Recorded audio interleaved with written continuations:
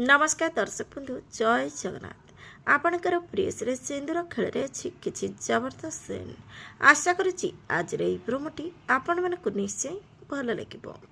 दर्शक बंधु आज मल्लिका आयन को जो अवस्था घर को नहीं आसी देखि रश्मि कह राजवीर को मत तो यू संजोग भली लगुच किंतु हो पारे ये संजोग नुहे।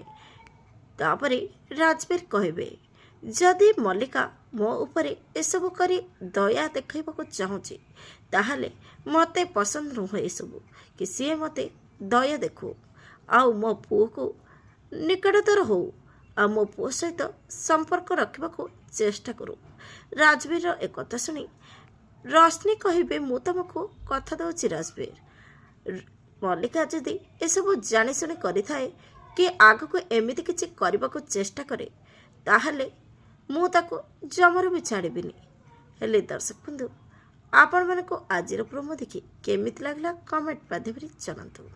आज राति 8टारे देखंतु आपणकर प्रिय सीरियल सिंदूर खेल।